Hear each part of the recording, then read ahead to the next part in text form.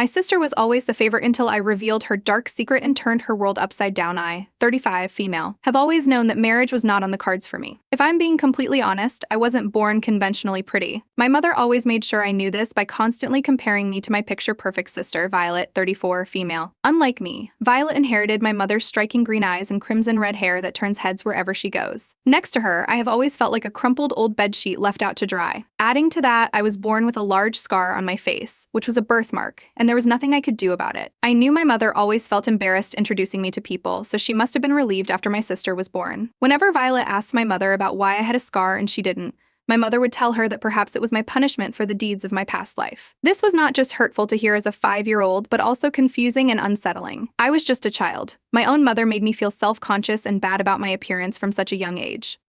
When I started going to school, I would often catch my classmates whispering behind my back about my scar. Some were even hesitant to sit next to me. However, as time passed and they saw me playing and talking just like everyone else, some of them started to warm up to me. It was during this time that I met my childhood friends, Jessie and Brenda. They've been a constant presence in my life ever since, standing by me through all the ups and downs. Both of my best friends always had my back whenever anybody tried to bully me, which I have always been grateful for. When Violet joined my school a year later, people couldn't believe that we were siblings. She made it a point to tell everyone we were related just to bask in the compliments about how different she looked from me. She thrived on those words, and she knew I was the ugly one. Unlike me, she loved being the center of attention and quickly became one of the most popular girls in school. This is when the bullying started. Every time I walked past Violet in the school, she would knowingly make fun of my outfit or comment on my looks. I always loved wearing graphic oversized tees to school because they made me feel comfortable, but she would look at me with disgust at my choice of outfit as if I had committed a crime. She would snicker and tell me how fat those t-shirts made me look in front of all her friends just to embarrass me. Every week, Violet would have a new boyfriend and constantly flirt with older guys who clearly did not have good intentions. Whenever I tried to warn her out of concern, she would cruelly mock me for having no experience and accuse me of being jealous because I didn't have as much fun as her. I tried to explain that dating a different guy every week wasn't my idea of fun, but she argued when no guy would ever date me, so how would I know? Her words hurt deeply, but I tried not to show it because I knew she would relish seeing me in pain. She would sneak off to meet her boyfriends in the middle of the night and force me to cover up for her if our parents ever found out. I would toss and turn in bed, unable to sleep since I was afraid that she might not make it back home in time. One night, she got ready to go out and party where I knew there would be underage drinking. I warned her not to sneak off, but she yelled at me to mind my own business. She told me that all I had to do was lie to our parents if they questioned me and say she was at her friend's place, but that's it. Reluctantly, I kept my mouth shut and watched my sister sneak off yet again. However, that night, luck seemed to be in my favor. The party apparently got out of hand and the police were. She and some of her friends got taken in by the police. Our parents received a call in the middle of the night informing them that Violet was in jail. They rushed into our room to check and found that she was not in bed. They woke me up and asked me if my sister had really sneaked off. Guiltily, I nodded my head and explained to my dad how I had tried to stop her. My mother started to yell and blame me for not being a responsible older sister and insisted I should have informed them so they could have stopped her. My dad intervened, calming her down, and then informed me that my sister had been arrested. We had to drive in the middle of the night to bail out my sister, who looked furious. She refused to talk to any of us, insisting she was just having fun at her age and not expected to get caught by the police. Our parents reprimanded her, but she continued to argue back with them. In the end, my sister ended up having to do community service for her actions. But that wasn't the end of it. Our school headmistress recommended that she and the others who were caught transfer schools. She feared they would taint the school's reputation and talked to everyone's parents about it. Understandably, our parents were furious but had no choice. My sister was transferred to another school which was not as prestigious as ours. It was a humbling experience for her, and I hoped that she would realize the consequences of her actions and eventually change. It was a relief to finally escape the bullying from my sister and her friends at school. I began to flourish academically and discovered my talent for archery through participating in school events. I dedicated myself to practicing diligently and soon started winning competitions. Surprisingly, my parents, who had previously been distant and indifferent, began to show interest in my achievements. They started attending my competitions and taking time out for their busy schedules to support me, which meant a lot after years of feeling overlooked. Clearly, Violet didn't like this.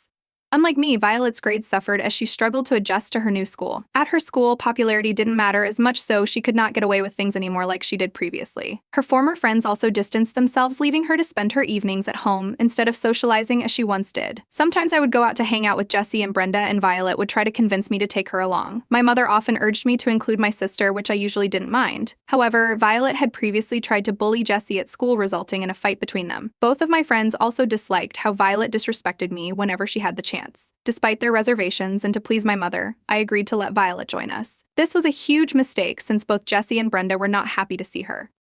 We had all decided to watch a movie, but when we reached the theater to buy tickets, Violet started to insist that instead of going for the horror movie, we should go for a rom-com movie. The three of us refused since we had waited months to watch this movie in the theater, and we were not about to derail our plans for her sake. I suggested she could watch the rom-com on her own while we watched the horror movie, but she refused, insisting she didn't want to be seen as if we're going alone. Grudgingly, Violet joined us for the horror movie. Throughout the film, she whimpered and tried to talk to me about how scared she was, which was very distracting. My best friends kept trying to shush her as she was clearly being loud and disturbing other people. In the end, Violet stormed out of the theater during the movie, declaring that horror films were not her cup of tea. While Jessie, Brenda, and I felt a sense of relief once she left, our respite was short-lived. Within 10 minutes, I received a call from my mother, who informed me that Violet had called her in tears, complaining that I hadn't made her feel included during our outing. I attempted to reason with my mother, explaining my perspective, but she kept telling me how disappointed she was for not being there for my sister, how the family is supposed to stick together. After the movie concluded, I made several attempts to reach Violet, but she declined to answer my calls. When I returned home, my parents informed me that Violet wasn't there either. They tried reaching out to her without success, and we started to get worried for her. Eventually, she called back our dad and disclosed that she was alone in a parking lot and requested him to come and pick her up. Later, our parents called for a family meeting to address the situation. They made it clear to me and Violet that we needed to stick together as sisters and that we could not gatekeep friends from each other. They directed their attention to me, stressing that, as the elder sibling, I needed to set a positive example for Violet and include her in my activities. Feeling frustrated with their expectations, I firmly asserted that my friends did not appreciate Violet's behavior and were uncomfortable around her. I went on to explain to my parents about the multiple times Violet and her friends would bully me at school and how they had bullied Jessie as well, which is why my friends wanted nothing to do with her now. My dad's anger was palpable as he confronted Violet about the truth of my accusations. She tried to evade his questions and attempted to justify her past behavior by claiming she was a different person back then. I scoffed inwardly at her feeble excuse, knowing she had never once apologized to me for her actions. My dad yelled at her that he was extremely disappointed with how she had turned out, which only made her burst into tears. Our mother rushed to comfort her, reassuring her that everything would be all right. I shook my head in disbelief, frustrated yet again to see Violet evade consequences simply by shedding tears. This pattern has persisted in our household. Whenever Violet gets into trouble, all she needs to do is persuade our mother, and she escapes without consequences. Meanwhile, I, as the oldest sibling, am often unfairly blamed for her actions. As Violet and I grew up over the years, we would continue to constantly clash at home. She seemed to have an opinion on everything I did, while I often asked her to mind her own business. We never had a normal sibling relationship, and sometimes even though I tried to be civil towards her, she would always be uninterested or snarky with her replies. I graduated from high school with excellent grades and received acceptance letters from Ivy League universities, whereas Violet got only the one acceptance letter from a good university across town. Our parents threw a graduation party for us to celebrate one last time with our family and friends before heading off to college. Throughout the party, people kept coming up to congratulate me on my choice of university, as it was a big deal to be the first in our family to get accepted there. During the party, our dad took the time to congratulate both me and Violet for our successes. As everyone cheered and clinked their glasses, Violet looked less than enthusiastic. Later, I found her crying alone in the washroom. I asked if she was okay, but she screamed at me to get out. After a while, she emerged from the washroom while I stood nearby, still concerned. She expressed how she wished I was never born, because she was tired of being compared to me. I looked at her confused as she continued to tell me that the only reason people felt so proud of me was because I had nothing else going on for me, thanks to my ugly face, and that university acceptance was the only thing that could save me.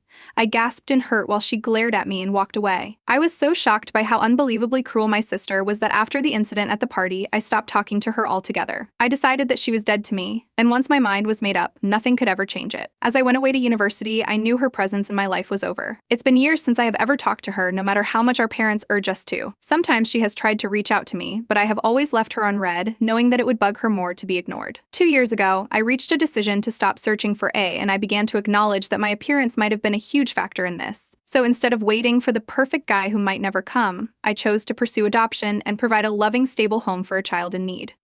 I've always loved children and have been a fabulous art to Brenda and Jessie's kids, so I was confident that I would one day make a wonderful mother. Irrespective of whether I had a husband or not, financially, I'm more than secure. As a data analyst working at a top IT company remotely, my salary would comfortably cover both mine and my future child's needs. Plus, I'm debt-free and a homeowner. So with a heart full of excitement for the next chapter, I filled out the adoption application. Just 2 months ago, I received a call that changed my life forever. I've been chosen by a young expectant mother. Long story short, we connected and she loved how strong and independent I was. She shared the challenges that she has faced in her life, expressing her lack of confidence in raising the baby by herself when she had no real money or job. She felt like I could be a good mother and decided to entrust me with the wonderful opportunity to adopt her baby boy. I was even by her side at the hospital when my son was born. The whole process was long and arduous, but in the end, I got to come home with my baby boy, Nicole.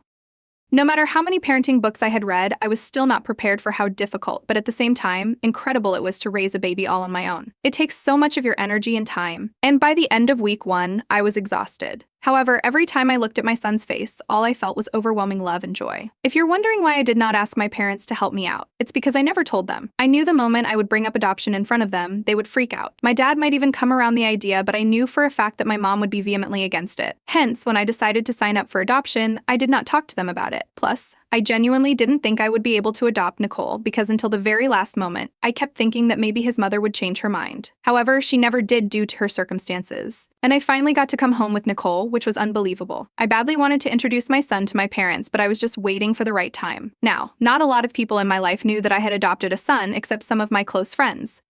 However, I guess my sister found out somehow because out of the blue, she gave me a call recently. I knew something was up when she kept giving me missed calls, even though I kept ignoring her calls. Then, not even 10 minutes later, my mother started to call me, and this is when I thought maybe there was a family emergency and something had happened to my father, which is perhaps why Violet had called me earlier. Little did I know what was waiting for me. As soon as I picked up the call, my mother started to yell at me as if I had lost my mind. Confused, I asked her what was wrong, to which she asked me directly if I had really adopted a child. I closed my eyes in frustration as I realized that this was not how I wanted her to find out the news. I'd envisioned this moment differently, a chance to share my joy with them and not a confrontation on a phone call. My silence indicated my confirmation, and my mother sighed angrily. She then started to yell at me about what I was doing with my life and how disappointed she was I had chosen this path. I gently asked her to calm down because I did not want to have a fight with her, but she seemed furious. I assured her that I would explain everything to her in time and disconnected the call before she could speak more harsh words. I needed some time to gather my thoughts, which is when I realized that this was clearly all Violet's doing. She had somehow found out about this news and told our mother, knowing exactly how our mother felt about adoption. I was so mad when I texted my sister to ask if she was really the one who had told our mom about the news. She hit me back with a sassy reply, "So what if I did?"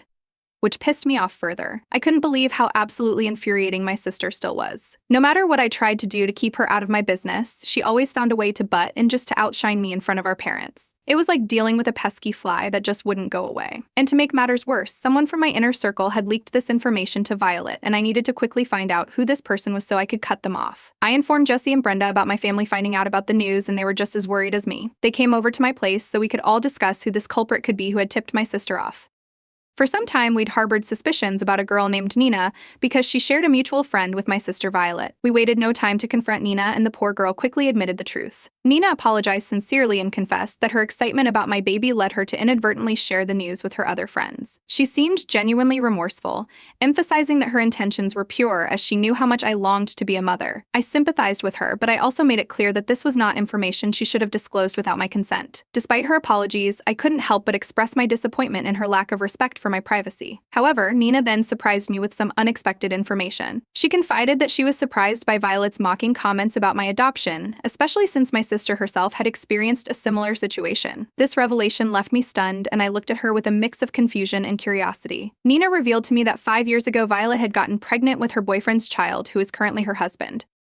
At the time, she didn't want the child due to their breakup, but she was too advanced in the pregnancy for an abortion, leaving adoption as her only option. Nina went on to tell me how this was a well-kept secret among Violet's friends, although my sister would sometimes bring it up in conversations with strangers just to gain some sympathy. I couldn't hide the shock and disappointment on my face as Nina's words sank in. I couldn't wrap my head around what I had just heard. I asked Nina if she had any proof about this, and she showed me screenshots of my sister's conversations with her friends where she had admitted to her pregnancy and even shared her first ultrasound picture. Reading the messages was a wake-up call to realize just how much people enjoy gossiping behind everybody's backs and how no one's secrets are really safe. Clearly, that friend of Violet's had betrayed her also by sharing these screenshots with Nina now.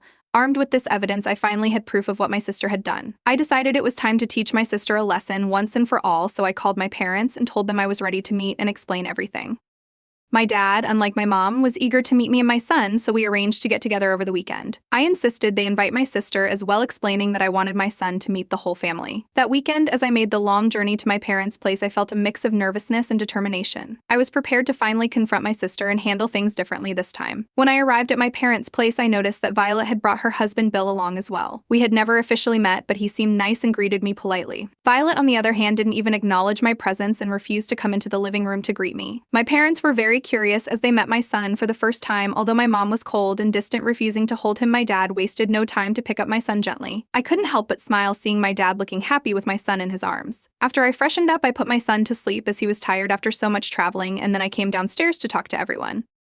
As I walked downstairs, I overheard Violet telling our parents how disgusting it was that I had decided to adopt a random kid and how he would never be a part of the family. My mother meekly agreed with her, saying that she felt no joy looking at my son and wished I had just found a husband and had his child instead. I stood frozen on the stairway, feeling a surge of anger as I listened to their words. I couldn't believe how unbelievably rude my family was being to my son. I loved Nicole, he was my boy, and I was not going to let anyone treat him this way. My sister then suggested to our parents that they should change their will and cut me off from their inheritance, arguing that since I had no real family leaving money to me and my son would be leaving it to a random weirdo kid. She insisted they shouldn't waste their hard-earned money like that. My dad tried to calm her down, telling her she was being too harsh, and that's when I decided to step in. I interrupted my sister as I walked into the room, saying that's really high and mighty of you considering you gave up your own kid for adoption. Everyone turned to look at me as my sister slowly registered my words.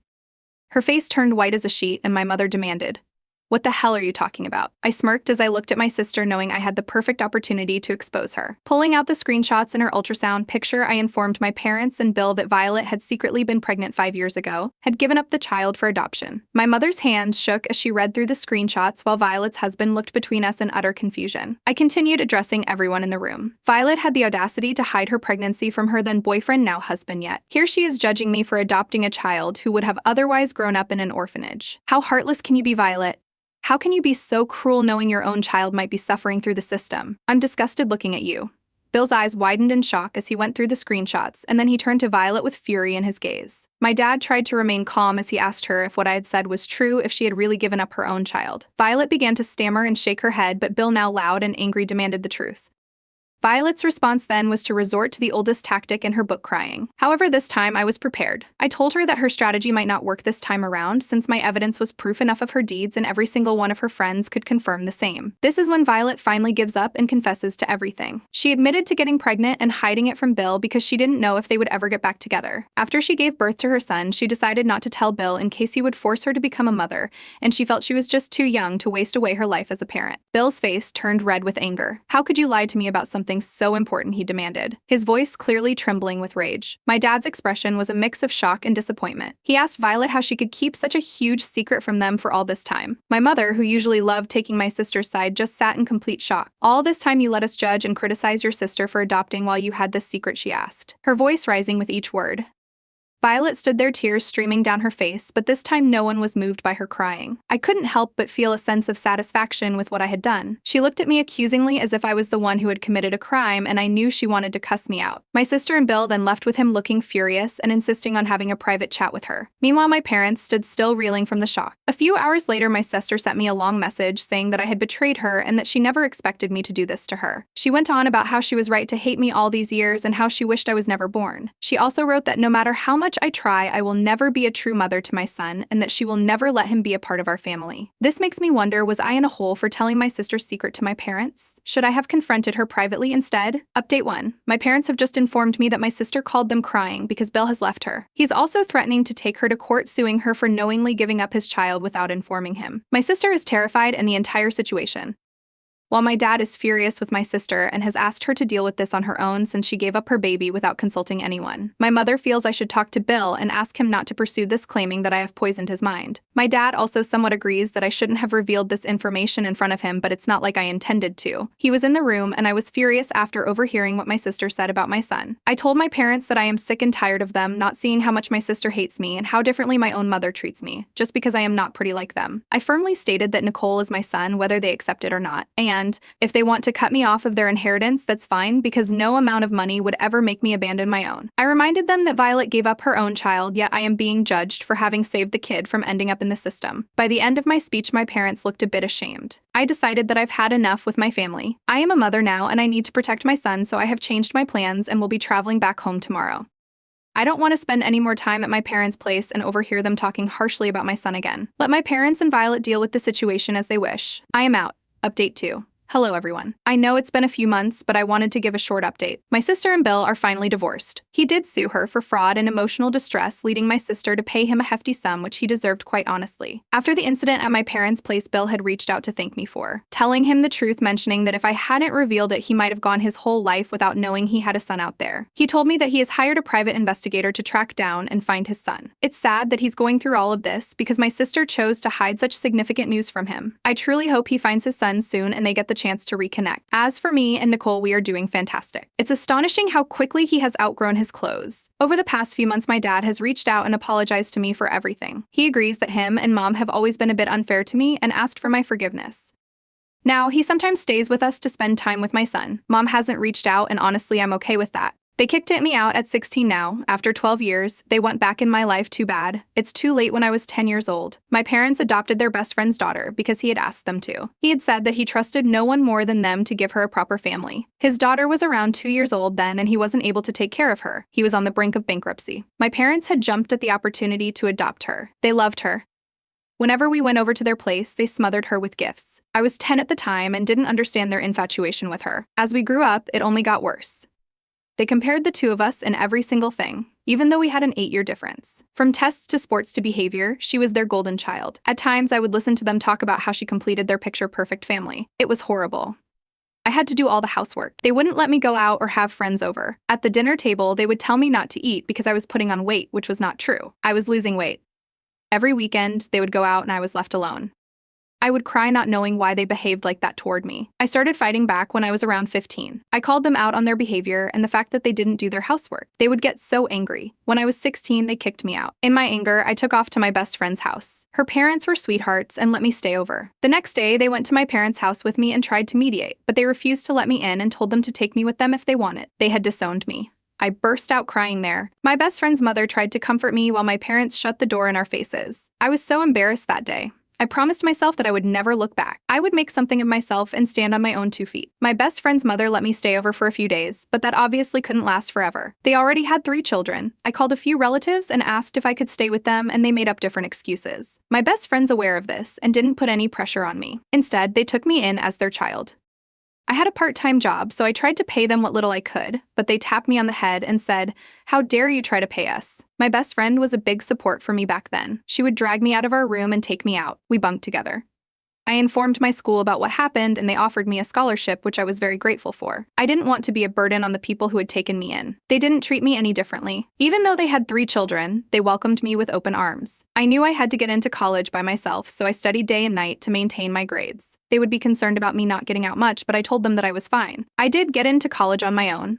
All that work paid off. My best friend got into the same one as me and immediately accepted. My uncle and aunt, best friend's parents, had taken care of me for years. I was lucky to have them, and I promised that I would treat them as my parents for the rest of my life. Everybody had gotten emotional that day. I told them that as they were leaving us at our dorms, time passed and I graduated college and then went on to work. I was doing well, and so was my best friend. We roomed together while we worked, and as it would be more comfortable. We were like sisters.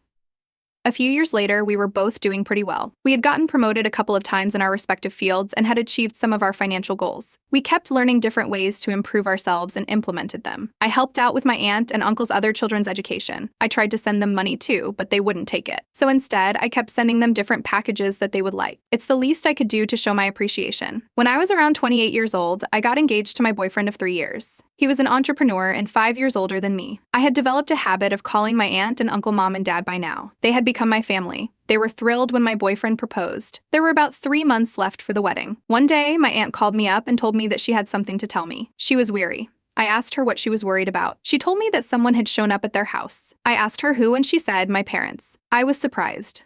I said, "Oh, okay." She said that they were asking about me. She continued by saying they were asking for a way to contact me again. She told them that she would ask me first and then see how it goes. I thought about it for a moment and wondered why they had shown up at my aunt and uncle's house after 12 years. I doubted their intentions. I had gone through a lot because of them. I went to therapy and worked past all of that. This seemed like a test. I wasn't willing to let them in. I had parents, aunt and uncle, that cared about me, siblings that rooted for me, and a fiancé who loved me. I had accomplished so many things and I was happy. I didn't need their approval anymore. I didn't crave their love or attention. I told my aunt that I didn't want to contact them. The next day, she called me and told me that they were demanding to get in contact with me, saying I was their daughter and they had all the right to contact me. I told her to tell them that I stopped being their daughter a long time ago. I also told my aunt to tell them that if they needed a daughter, they could go to their adopted child. She would have no problem showing up at their house. She relayed the message. The next day, she called me up again, telling me that my parents had broken down on the phone, telling her that their adopted child had gone off the rails. They told her that she was 20 years old and still hadn't moved out. She left her education mid-semester. She had dated all the wrong people. She also indulged in alcohol, and now they were trying to put her in rehab for drugs. But she ran away and came back to them again. My aunt was a very soft-hearted person, and I could tell she was sad. I told her that it was none of our problems and that we didn't need to take the issues they created for themselves upon us. I told her that they had chosen her, adopted daughter, over me, and she, aunt, had chosen me to be her family without treating any other child any differently from me. I was going to get married in 3 months. I wasn't going to leave everything midway or take on any more unnecessary stress for them. I told her to relay one last message and then not contact them again. I sent her a voice recording that she could send them. I said, "You stopped being my parents the moment your adopted daughter stepped into the house. You stopped treating me as your child when I was 10 years old. Even before that, you were not happy with me. You treated me like shit and didn't let me go out. You made me do all the housework while you took your other daughter out every week. You kicked me out when I was 16. You didn't care about me then, and you don't care about me now. I remember you talking about having a picture-perfect family. Your adopted daughter seemed to fit that picture back then. She doesn't seem to meet your standards now. Is that why you want to contact me? Too bad, too late. You shut the door in my face. Remember? I want a happy family, and I have that with my actual parents. You know, the ones that took me in when you kicked me out, who didn't expect anything back from me and just wanted me to be happy. I have that happy family now, and you don't seem to fit into that family of mine because that requires kindness, love, and empathy, which you lack. So stop calling them because I don't want to talk to you or meet you. I hope everything goes well with your other daughter. Please don't try to contact any of us again." They got the message. I had dealt with them as kindly as I could, which was not needed for how they treated me. My aunt and uncle were proud of how I responded. They had heard the voice text. They didn't get a response from them. 2 days later, they showed up at my aunt and uncle's door begging them to give them my number. Aunt politely told them not to show up again. Was I in a hole? Should I have gone to meet them? 2 months later, they still show up sometimes at my aunt and uncle's place. One of my younger siblings slipped up and told them I was getting married, and I told them to go away. Aunt said they stood there shocked and then were happy, asking if it was true and where it was happening. She told them that they weren't going to be invited and to go away. Right now, I'm very busy with wedding preparations, and this will probably be my last update. To OP is such a boss bitch. She stood her ground. I would have wanted to scream and yell in their faces. I'm on OP's side. She has everything together now. Also, she's going to get married in a month. She doesn't need to deal with their drama. Den, tell the parents no backsies. You adopted her, you get her. I, a teen female, was gifted 2 acres of land from my parents that they, female 42 and male 52, no longer could take care of. The land is in a town over from the one we live in, though both the towns are pretty small, so they're only about 10 minutes away from each other. The land was left to my father after his mother passed, and for a while he kept the upkeep on it, but after having been sick for a few weeks, it was getting pretty overgrown, and he no longer wanted to care for it. I proposed that I would take care of it as long as they put it partially in my name and allowed me to build my tiny home there. I had been planning to build this tiny home for a while now, so having this land finally gave me a place to do it. It already had a well and plumbing from a previous house. My father agreed. Flash forward to now. My home is complete and fully functional. There is somebody coming to inspect it this week. Here is where my problem is. Over the course of my building, my mother has been letting herself in. Now, every time she'd come in, she would mess something up. She would say she was helping and that she could fix something or that she had an easier way. I had to read what flooring I'd put in as she tried to continue it herself and made it offset where it was supposed to be. I had to repaint a wall because she messed with it before it was still dry and other things along those lines. Until now, I just had a simple lock on the door, but with everything finally being done and ready for the inspector, I couldn't have anybody messing anything up. I put a chain and padlock on the door to my house. Today, my mother called me asking why I locked her out of our house. I was baffled and told her that it was my house and that I couldn't have anything being messed up. She got upset and said it's on my land, so it's my house just as much as it is yours. How dare you say I messed it up?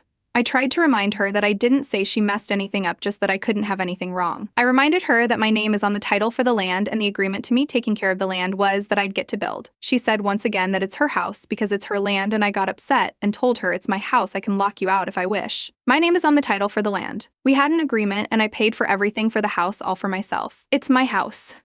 She hung up the phone, and now both her and my father are texting me telling me I was rude to my mother and that it's their house too because they let me use the land. My dad's told me to apologize and let my mom come over to see it, but I just can't risk anything being ruined. Dana, sounds like the land had some strings attached to it. Look into property laws, do your homework, and most importantly, do not take any more help from them in any way. Otherwise, you run the risk of them laying claim to anything that is yours. Best of luck. Nana, your mom and dad did not keep to your agreement and you are not rude. From your description, you did not put her down, accuse her of anything, or say anything other than facts and assert that it is your house. Not rude. Once the inspection is complete, make sure you sort out the rules with your parents in writing, and so sorry if they continue to try to invade your new tiny home. It is very cool that you built it, by the way. 10. Tell your mom she can come for a tour after the inspection. You do, however, need to address this ownership thing, particularly if you have siblings. It sounds like your name is on the deed to the land. Are both of your parents on the deed or just your dad? You need to clear up what they have imagined the ownership of the house to be. Tip: start this conversation with your dad when your mom's not around. Sounds like she's the one who thinks you're just an extension of her. I can't stand my sister-in-law. Everything about her grates on my nerves, and her very presence can instantly darken my mood. For the sake of family peace, I've kept all of this bottled up. I try to keep contact with her to a minimum, but if we have to be in the same room together, I'm always civil and polite. No one knows my true feelings towards her. My dislike of sister-in-law stems from her belief that she knows everything. No matter the topic of discussion, she'll have an opinion. Most of her knowledge are flat out wrong, and the ones that are correct, she only has surface-level knowledge but will hold herself out to be an expert. A perfect example, and the reason why I'm here, is the following situation. I would like to point out she and my brother rents and have never owned any properties. She started to give contradictory advice that made no sense.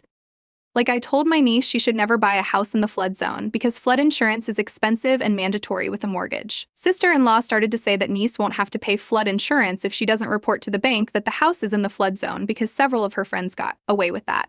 I looked at her like she just farted an arm out of her ear. I told her that's not how banks work, but she argued she knows people who did that. Another example is I told my niece that she should wait and work on increasing her FICO score while lowering her debt-to-income ratio in order to get the best possible rate. Sister-in-law asked what a FICO score is, and after I explained it's the average credit score of the 3 main credit agencies. Sister-in-law told my niece she should just turn in the highest score and not the average. Once again, I told her that's not how banks work. After several terrible pieces of advice, I lost my temper and told her to mind her own business and keep her incorrect opinions to herself. This made her cry and started an argument between me and my brother.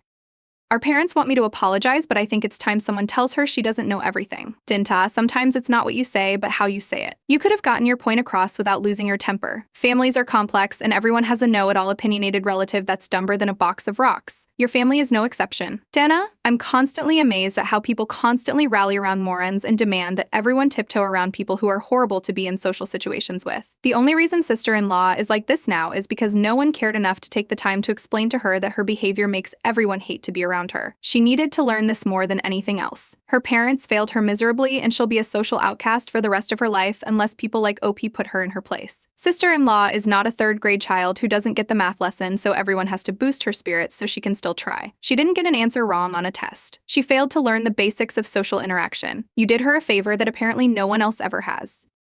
It's as if she keeps putting her hand in a flame and she's been taught to blame the candle.